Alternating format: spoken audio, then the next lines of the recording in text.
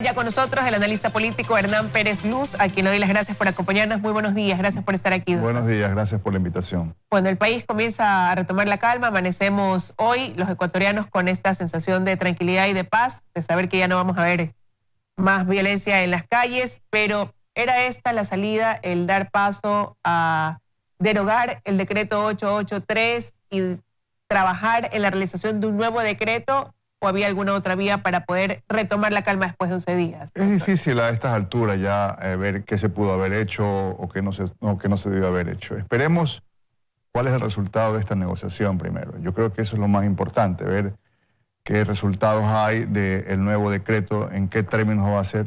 Yo creo que ayer al país le quedó claro la explicación que hizo el ministro de Finanzas. Yo creo, de Economía. Yo creo que en esos pocos segundos que duró la intervención del ministro van a ser de alguna manera históricos, porque es una advertencia que nos ha hecho a todo el país de que tarde o temprano el problema fiscal va a explotar.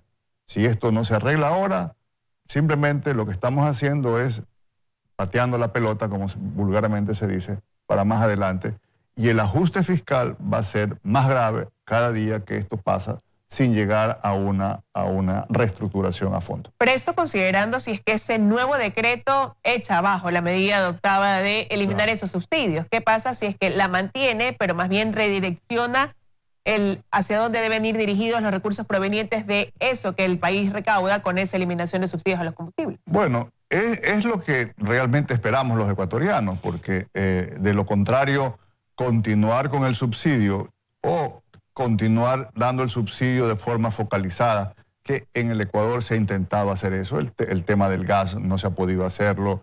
En todas partes del mundo los subsidios, cuando se intentan focalizarlos, con el tiempo generan prácticamente las mismas distorsiones y las mismas corrupción que es la que ha habido en el Ecuador con respecto al subsidio. Al Ecuador le ha costado el subsidio a los combustibles más o menos 100.000 millones de dólares desde que se comenzó esta práctica allá en la mitad de los años 70.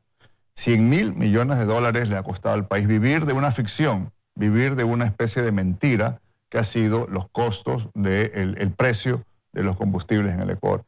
Eso tarde o temprano, hoy día estábamos tratando de hacerlo algo temprano, pero tarde o temprano eso va a terminar.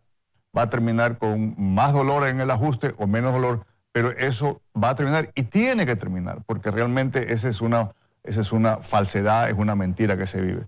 Ahora, pero bastará con para el movimiento indígena, con este redireccionamiento del decreto 883 que ahora queda anulado para dar paso a uno nuevo. Y se lo pregunto porque ayer hicieron otra serie de pedidos. Fueron también muy firmes en decir queremos la renuncia de la ministra de Gobierno, del ministro de Defensa, cosa que ya cuando regresaron de esta pausa, de este receso de 2 horas, el presidente Lenín le dijo tienen derecho a hacer sus pedidos, pero les recordó que él es el primer mandatario de la nación y que él es quien toma esas decisiones. Yo creo que ese pedido de la emergencia indígena, sabían ellos que es una manera de simplemente negociar en la forma más criolla, pidiendo cosas que saben que no se van a poder lograr para de alguna manera decir pues que no se les ha entregado todo. De una manera un poco burda, un poco prácticamente una burla, digamos, hacer ese tipo de pedidos porque pudieron haber incrementado más los pedidos. Lo que quedó entrever, eso sí, es que ellos piden impunidad. Ellos piden la impunidad y eso es muy grave porque yo no veo, por más que se haya hablado de paz y se va a hablar de paz y se va a hablar de unidad, que es todos estos maravillosos conceptos, la paz no se puede construir sobre la impunidad. Ese es un problema muy serio que hemos vivido en estos últimos días. La paz de la que tanto hablan el movimiento indígena y de alguna manera la repite el gobierno y nos gusta hablar a todos, esa es una paz, si se construye sobre la impunidad, es simplemente una hipocresía. Usted habla de esta impunidad porque ellos han dicho en los últimos días que ellos no son los responsables de este vandalismo que se vivió en algunas partes del país, sobre todo en la capital, estos actos terroristas como haberse tomado y generar un incendio en la Contraloría, haber agredido a medios de comunicación como es el caso de Teleamazonas. Ellos han dicho que ellos no son los responsables, que hay gente infiltrada y que eso de ahí no se les puede endosar a ellos porque ellos llevaron a cabo una movilización pacífica. Bueno, ese término de infiltrados realmente no le veo el significado. El primer infiltrado, si se puede hablar de infiltrado, es el propio dirigente máximo de la CONADI, el señor Vargas.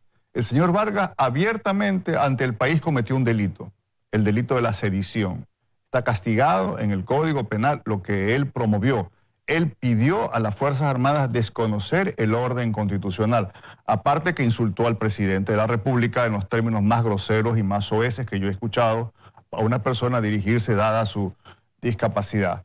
Y que el país esperaba el día de ayer que por lo menos tenga la decencia de comenzar disculpándose ante el presidente por el insulto que le dio. Pero bueno, cometió un delito, que es el delito de la sedición. ¿Pero por qué hay la permisividad entonces de ese delito? Bueno, no, esa es la pregunta que muchos ciudadanos... Y de ahí comienzan, y de ahí ese sería el más evidente, el más grosero, el más manifiesto.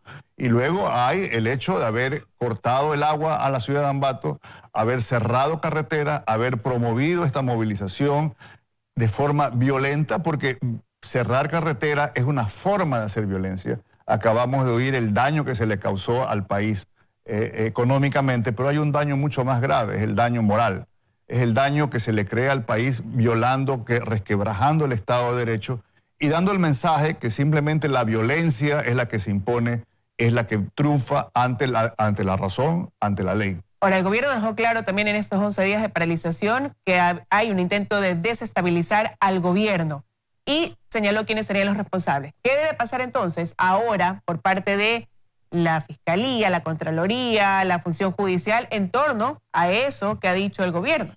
Bueno, tiene que haber la investigación, tiene que haber el procesamiento a todas las personas que han incitado a la violencia, tiene que ser procesado obviamente el prefecto de la SUAY, no solamente la prefecta de Pichincha, no tiene que haber diferencia entre la comisión, porque tan delito cometió la prefecta de Pichincha de incitar a esta violación de la ley y este paro como lo hizo el prefecto de la SUAY. Así que no hay ninguna diferencia actuaron prácticamente de una manera coordinada en las movilizaciones. Pero se mencionó también algunas otras personas. Se señaló directamente al expresidente Rafael Correa en coordinación con Nicolás Maduro. Se habló de gente que ya no forma parte, no está en ningún cargo, pero que formaron parte del gobierno de Rafael Correa. Por supuesto, yo creo que tiene que iniciarse una investigación y una sanción ejemplar, porque lo que hubo en los últimos días fue evidente un intento de golpe de Estado.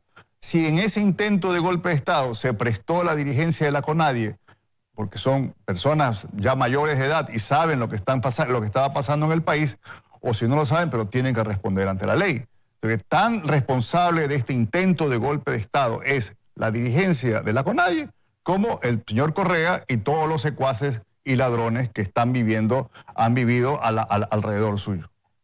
Hay que responder por todo lo que se le ocasionó al país en estos 11 días. Quiero agradecerle su presencia esta mañana aquí haciendo este importante análisis, doctor. Bueno, gracias, muy amable. Gracias por acompañarnos.